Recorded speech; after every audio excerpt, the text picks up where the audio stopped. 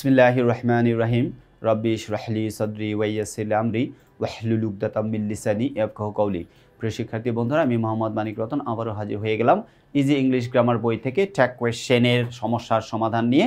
অর্থাৎ ট্যাগ কোয়েশ্চেনের রুলসগুলো এখন আমরা আলোচনা করব যে কোন রুলস কিভাবে ব্যবহার করতে হবে।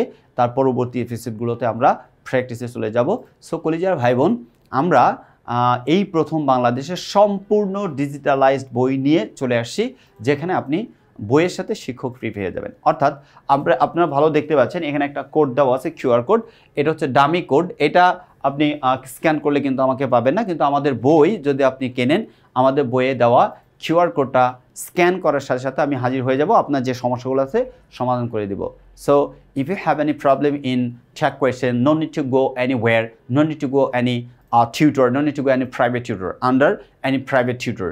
You need to buy a book that is named Easy English Grammar. That book can help you to be expert in tag questions. If you wanna secure 5 out of 5 in tag questions, you need to buy our book Easy English Grammar, because this book is put down or written very easily and effectively. Okay, from advanced to zero to advanced level student can teach many things. If your target is 100 out of 100, this book is for you. So why are you being late? As soon as possible, collect our book and follow our instructions. Get 100 out of 100. And the most important thing is that I know most of the students of our country, they are worried about the writing part. They know grammar part very well. They can secure 60 out of 60 in grammar. But when they come to the answering the question, writing part, in that case, they are confused. In which way they have to, present the question answer or, writing part. Okay, this book is decorated very effective way, so that if you follow our book or writing part, you can secure full marks in writing. Okay, so I request you to collect our book and secure your expected marks. Okay. এখন এসে দেখেন rule number 8 এ বলা হয়েছে কোনো সেন্টেন্সের subject হিসেবে something, anything, everything, nothing, অর্থাৎ thing যুক্ত কোনো কিছু থাকলে ইট ব্যবহার করবেন। THING, something, anything, nothing, everything যাই থাক না কেন ইট ব্যবহার করবেন। ইট হচ্ছে প্রোনাউন হিসেবে ট্যাগ কোয়েশ্চন করতে হয়। যেমন এভরিথিং উইল বি ডান, বাক্যটার স্টেটমেন্টটা আছে হ্যাবোধক, নাবোধক করতে হবে। এভরি উইল আছে, উইলের সাথে নট যুক্ত ওন্ট হয়ে যায়। আর এভরিথিং এর কারণে ইট, প্রোনাউন কি ব্যবহার করতে হবে? ইট ব্যবহার করতে হবে। Nothing is greater than their sacrifice, তার মানে ইজ দেওয়া আছে, বাক্যটা নাবোধক আছে, হ্যাবোধক করতে হবে, তার মানে না করবো না, ইজ লিখবো। আর নাথিং এর কারণে ইট লিখবো, ইজ ইট। ওকে কলিজা ভাই বোন, তাহলে যে কোনো থিং থাকলে প্রোনাউন কি হবে? ইট হবে। নাথিং, এভরিথিং, এনিথিং, সামথিং যাই থাক না কেন ইট ব্যবহার করতে হবে। কোনো সেন্টেন্সে hardly, scarcely, rarely, barely, seldom, little, few, never, no ইত্যাদি থাকলে এটা বাক্যটাকে অ্যাফার্মেটিভ করতে হয়। কেন কলিজার ভাই বোন? আমি এগুলোকে আমার বোঝানোর জন্য সহজ সরল ভাষায় বলি। এগুলো কি বলেছে? থার্ড জেন্ডার মার্কা ওয়ার্ড। কি বলি? থার্ড জেন্ডার মার্কা ওয়ার্ড। কেন বলি থার্ড জেন্ডার মার্কা ওয়ার্ড? একটু আলোচনা করে নেই, ব্যাখ্যা দিলে বুঝতে পারবেন। মনে রাখেন, থার্ড জেন্ডার দিয়ে তো আমরা ভালো করে চিনি, তাই না? থার্ড যে আমাদের সমাজে থার্ড জেন্ডার অ্যাভেলেবেল দেখা যায়, যাদেরকে আমরা অনেক সময় একটু নিচু মনে করে দেখি, কিন্তু এটা হওয়া উচিত, স্টুডেন্ট বি। আচ্ছা, থার্ড জেন্ডাররা দেখবেন সেজে গুজে মেকআপ করে এমনভাবে থাকে দেখতে হুবহু মেয়েদের মতো। থার্ড জেন্ডাররা যেমন হুবহু মেয়েদের মতো, ঠিক মেয়ে নয়। থার্ড জেন্ডাররা যেমন দেখতে মেয়েদের মতো হলেও এক্স্যাক্টলি মেয়ে নয়, ঠিক একইভাবে hardly, scarcely, rarely, barely, seldom, little, few, এই সমস্ত ওয়ার্ডগুলো দেখতে হুবহু হ্যাবোধক হলেও এর ভেতরের অর্থটা নাবোধক। এর ভেতর অর্থ কি? নাবোধক। থার্ড জেন্ডার যেমন দেখতে হুবহু মেয়েদের মতো হলেও মেয়ে নয়, ঠিক একইভাবে hardly, scarcely, rarely, barely, seldom, little এবং ফিউ, এই 7টা ওয়ার্ড দেখতে হুবহু এটা হ্যাবোধক, কিন্তু এর ভেতরে থাকে নাবোধক। এই জন্য আমি আমার ভাষা সহজ করে মনে রাখার জন্য বলি থার্ড জেন্ডার মার্কা ওয়ার্ড। কি বলি? থার্ড জেন্ডার মার্কা ওয়ার্ড। মনে রাখেন, থার্ড জেন্ডার মার্কা ওয়ার্ডের ক্ষেত্রে স্টেটমেন্টটা যে এরকম দেওয়া থাকলে আনসার হবে হ্যাবোধক। স্টেটমেন্টটা অর্থাৎ নাবোধক আর আনসার হবে হ্যাবোধক, অ্যাফার্মেটিভ। আবারও বলি, থার্ড জেন্ডার মার্কা ওয়ার্ড যদি কোনো বাক্যের ভেতরে থাকে এবং ওই বাক্যটাকে যদি ট্যাগ কোয়েশ্চেন করতে বলে, তাহলে আনসারটাকে অ্যাফার্মেটিভ করতে হবে। কি করতে হবে? অ্যাফার্মেটিভ করতে হবে। ওরা হচ্ছে ডিসগুইজড, অর্থাৎ ছদ্মবেশে থাকে। দেখেন এক্সাম্পল দিলেই আমরা এটা ক্লিয়ার হয়ে যাব। এক্সাম্পলটা আমাদের কাছে ক্লিয়ার করে দেবে এই ধারণাটা। যেমন Swapna has little knowledge about computer. এই বাক্যটা দেখে বোঝার উপায় নেই যে এর মধ্যে নাবোধক আছে, কিন্তু এই যে লিটল, দেখেন কি আছে, লিটল শব্দটা নাবোধক মিনিং ক্যারি করে। তাহলে এটা হ্যাজ আছে, হ্যাজ যখন মেইন ভার্ব হিসেবে ব্যবহার হয়, মনে রাখেন হ্যাজকে যখন আপনি মেইন ভার্ব হিসেবে ব্যবহার করবেন এটা দুইভাবে আনসার লেখা যায়। কয়ভাবে? দুইভাবে। অর্থাৎ প্রেজেন্ট ইনডিফিনিট টেন্স ধরলে ডু বা ডাজ ব্যবহার করতে পারবেন অক্সিলারি ভার্ব হিসেবে, অথবা হ্যাজটাকেই অক্সিলারি ভার্ব হিসেবে ব্যবহার করতে পারবেন। এর জন্য দেখেন আনসার লিখছে ডাজ শি অথবা হ্যাজ শি, ডাজ শি অথবা হ্যাজ শি। আচ্ছা, 2 number, Atik seldom goes out these days. তাহলে সেলডম আছে, এটা দেখতে হ্যাঁ বোধক হলেও অর্থ না বোধক, আনসার হবে হ্যাঁ বোধক। তাহলে গোজ আছে present indefinite tense, does he, আতিক আছে এজন্য he. Few people came to the meeting, অর্থাৎ মানে লোকজন আসে না বললেই চলে এই কথা। এই যে ফিউ নেগেটিভ মিনিং ক্যারি করে, পিপল আছে, খেম আছে ভিটু, তাহলে ডিডের ব্যবহার ডিড দে। দে কেন? সাবজেক্ট হচ্ছে পিপল, পিপল তো একজন অনেকগুলো, অনেকগুলো ক্ষেত্রে কী ব্যবহার করতে হয়? দে ব্যবহার করতে হয়, এই জন্য আনসার হচ্ছে ডিড দেই। আচ্ছা, কোনো সেন্টেন্সে যদি আবার দেখেন নিচে নোট করে দিছি আ ফিউ বা আ লিটল থাকলে সেন্টেন্সটি অ্যাফার্মেটিভ অর্থ বোঝায়, তাই এগুলোর ক্ষেত্রে কিন্তু আবার নেগেটিভ ট্যাগ করতে হয়। অর্থাৎ শুধু ফিউ এবং লিটল এইটা নেগেটিভ, কিন্তু এর পূর্বে যদি এ যোগ করেন অর্থাৎ আ লিটল অথবা আ ফিউ, এগুলো কিন্তু আবার অর্থাৎ অ্যাফার্মেটিভ অর্থ দেয়, তখন আনসার হবে নেগেটিভ। যেমন Raya has a few cosmetics, Raya has a few cosmetics, hasn't she অথবা ডাজেন্ট শি। আচ্ছা, কারণ এখানে হ্যাজ আছে মেইন ভার্ব হিসেবে। আচ্ছা, I've a little money left, আমার অল্প কিছু টাকা বাকি আছে, তাহলে হ্যাভেন্ট আই অথবা ডোন্ট আই, হ্যাভেন্ট আই অথবা ডোন্ট আই, কারণ আ লিটল দেওয়া আছে। Okay, rule number 10। আচ্ছা, যেসব ফ্রেজাল ওয়ার্ড সাবজেক্টে ব্যবহৃত হয় তাদের প্রোনাউন নির্বাচন করতে নিচের টেবিলটা অনুসরণ করতে হয়। ফ্রেজাল ওয়ার্ড যেগুলো দেখেন,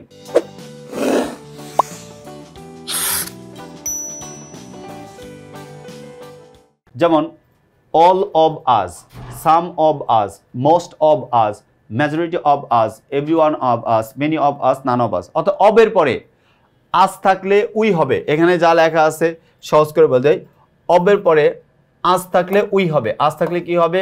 উই হবে। যদি ইউ থাকে ইউ হবে, যদি মনে রাখেন তাহলে দে থাকে দেম থাকে তাহলে দে হবে, দেম থাকলে দে। আস থাকলে উই হবে, ইউ থাকলে ইউ হবে, দে থাকলে দে হবে। এখানে লেখা আছে অল অফ আস, তাহলে হবে উই।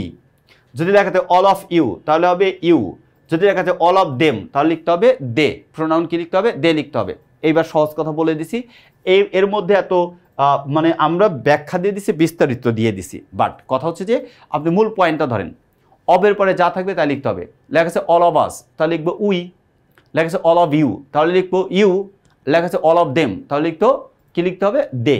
আচ্ছা, example, most of you can't speak English well, বলছে most of you can speak English well, তাহলে মোস্ট অফ ইউ, অবের পরে কি আছে? ইউ আছে, তাহলে আমাকে ইউ ধরতে হবে।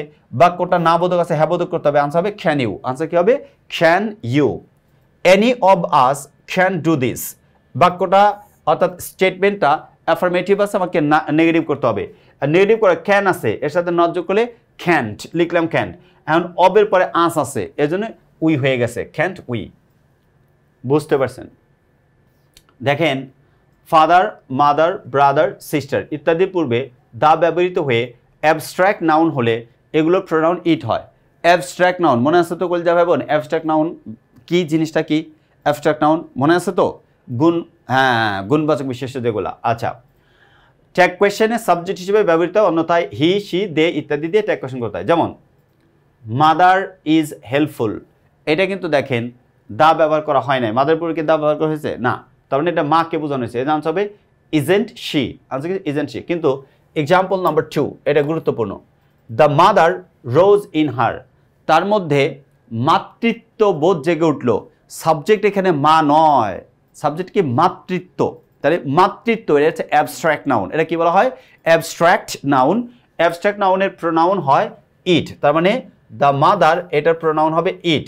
ইট যদি হয় রোজ, এই রোজ মানে সব গোলাপি গোলাপ নয়, মানে সব গোলাপি রোজ কিন্তু সব রোজই গোলাপ নয়, এটা মাথায় রাখতে হবে কিন্তু ভাই বল।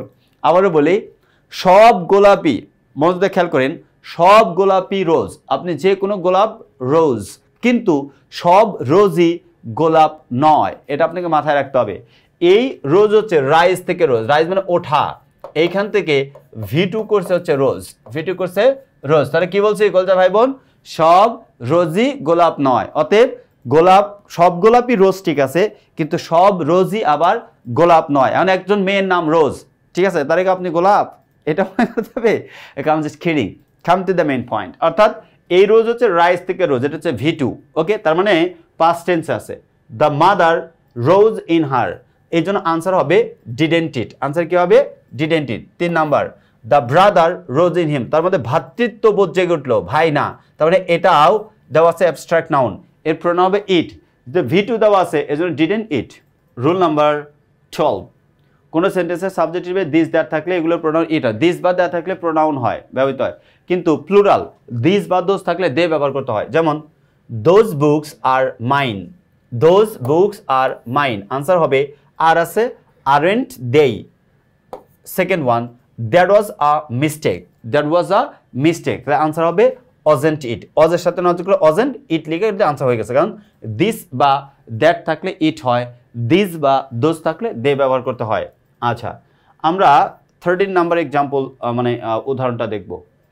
রুল নাম্বার, সেন্টেন্সের দুটি subject as well as, with, along with, together with, accompanied by, in addition to, including, excluding, except, rather than ইত্যাদিটা যুক্ত থাকলে প্রথম সাবজেক্ট, অর্থাৎ দুইটা সাবজেক্ট যুক্ত থাকবে, এগুলা থাকলে প্রথম সাবজেক্ট অনুযায়ী ট্যাগ কোয়েশ্চেন করতে হবে। যেমন আই অ্যাজ ওয়েল অ্যাজ, এদিকে তাকান করে যা ভাই বোন, অ্যাজ ওয়েল অ্যাজ দ্বারা যুক্ত আছে আই আর মাই ফাদার, এখানে অ্যাজ ওয়েল অ্যাজ যেহেতু আছে প্রথম সাবজেক্ট অনুযায়ী ট্যাগ কোয়েশ্চেন হবে। প্রথম সাবজেক্ট কি আছে, আই আছে, তাহলে ওয়েন্ট আছে, তাহলে ডিডেন্ট আই, আনসার হবে ডিডেন্ট আই। দেখেন আই লিখছি, মাই ফাদার হি কিন্তু লিখে নেই, কারণ অ্যাজ ওয়েল অ্যাজ আছে প্রথম সাবজেক্ট।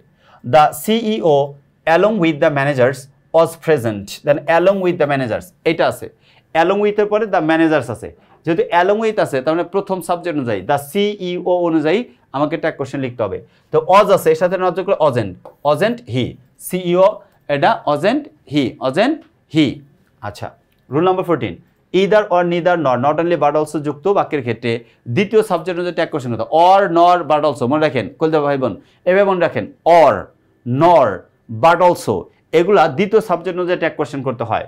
আবারও বলি, সহজ করে মনে রাখার কথা বলে দিই, অর নর বাট অলসো এগুলো দ্বিতীয় সাবজেক্ট অনুযায়ী ট্যাগ কোয়েশ্চেন করতে হয়, বাকিগুলোতে প্রথম সাবজেক্ট অনুযায়ী। তাহলে অর নর এগুলো যে দেখেন, not only I but also my friends, তাহলে এই যে মাই ফ্রেন্ডস এটা দ্বিতীয় সাবজেক্ট, এটা অনুযায়ী ট্যাগ কোয়েশ্চেন হবে। এই জন্য দেখেন নট অনলি, নট তো দেওয়া আছে, আর কে না করবো না, এই জন্য হবে ওয়ার দেই। আপনি অজ আই লিখতে পারেন না, কারণ বাট অলসোর পরের সাবজেক্ট অনুযায়ী হবে, দ্বিতীয় সাবজেক্ট মাই ফ্রেন্ডস। আচ্ছা, নিদার রহিম নর হিজ ফ্রেন্ডস, এই যে নর আছে, নরের পরে সাবজেক্ট কি আছে, হিজ ফ্রেন্ডস আছে, তাহলে হিজ ফ্রেন্ডস অনুযায়ী ট্যাগ কোয়েশ্চেন করতে হবে। নিদার দেওয়া আছে, না বোধক দেওয়াই আছে, আমি কি আর না বোধক করবো না, তার মানে হ্যাঁ বোধক করতে হবে। যদি করি দেওয়া আছে খেম V2, তাহলে ডিড, আনসার হবে ডিড দেই, আনসার কি হবে ডিড দে। আচ্ছা, 15 নাম্বার যদি চিন্তা করি, কোনো সেন্টেন্সের সাবজেক্ট হিসেবে মানে আল্লাহ, গড এগুলো যদি থাকে, এর প্রোনাউন হিসেবে হি ব্যবহার করতে হয়, তবে অবশ্যই আপার কেস বা ক্যাপিটাল লেটার লিখতে হবে। আল্লাহ সৃষ্টিকর্তার ক্ষেত্রে হি সবসময় আপার কেস, পৃথিবীর যে কোনো প্রান্তে, যে কোনো পরিস্থিতিতে, যে কোনো সিচুয়েশনে, বাক্যের শুরুতে, শেষে, মাঝে, যে কোনো জায়গায় যদি সৃষ্টিকর্তাকে বোঝানো হয়, তাহলে এর সাবজেক্ট সবসময়, এর প্রোনাউন সবসময় ক্যাপিটাল লেটার লিখতে হবে। এটা সাবজেক্ট হোক আর অবজেক্ট হোক, হি অথবা হিম যাই লেখেন, আল্লাহর পরিবর্তে হি লিখলে ক্যাপিটাল লেটার লিখতে হবে, হিম লিখলেও ক্যাপিটাল লেটার লিখতে হবে। বুঝতে পারছেন কিনা? আচ্ছা, যেমন হি এর প্রথম লেটারটি সবসময় আপার কেস বা ক্যাপিটাল লেটার হবে। Example, only Allah can help us, only Allah can help us, subject কে আল্লাহ, দেখেন সাবজেক্টটা কে আল্লাহ, যেহেতু আল্লাহ দেওয়া আছে ভালো কথা, এখানে বাক্যটা হ্যাঁ বোধক না বোধক বানাবো, ক্যানের সাথে না যোগলে ক্যান্ট, তারপরে হি লিখছি, দেখেন স্বাভাবিকভাবে ব্যক্তি বোঝালে হি এগুলো সবসময় কি লিখতে হয়, লোয়ার কেসে লিখতে হয়, ওকে লোয়ার কেসে লিখতে হয়, বাট এখানে আল্লাহকে বোঝানো হয়েছে এই জন্য ক্যাপিটাল লেটার বা upper case. Example number 2, God knows everything, God knows everything, তাহলে ডাজেন্ট হি, কেন নোস আছে প্রেজেন্ট ইনডিফিনিট ডাজ, আর হ্যাঁ বোধক আছে না বোধক, নট যোগ করতে হবে ডাজেন্ট। এরপরে দেখেন গডকে বোঝানো হয়েছে এই জন্য এর প্রোনাউন আপার কেস অর্থাৎ ক্যাপিটাল লেটার লিখতে হবে হিটা। এই ছিল হচ্ছে 15 নম্বর পর্যন্ত রুলসের আলোচনা। সো কলেজার ভাই বোন যারা এখনও আমাদের লেখা বাজারের সব সবচেয়ে সহজ এবং সাবলীল বই, যেটা হচ্ছে ইজি ইংলিশ গ্রামার বই সংগ্রহ করেন নাই, দ্রুত সংগ্রহ করুন এবং আপনার ইংলিশ গ্রামারের নিজের অবস্থান পরিবর্তন করে ফেলুন এবং আপনার সর্বোচ্চ নাম্বারটা কনফার্ম করে ফেলুন। See you the next episode. Till then, Allah হাফেজ। আসসালামু আলাইকুম ওয়া রাহমাতুল্লাহি ওয়া বারাকাতুহু।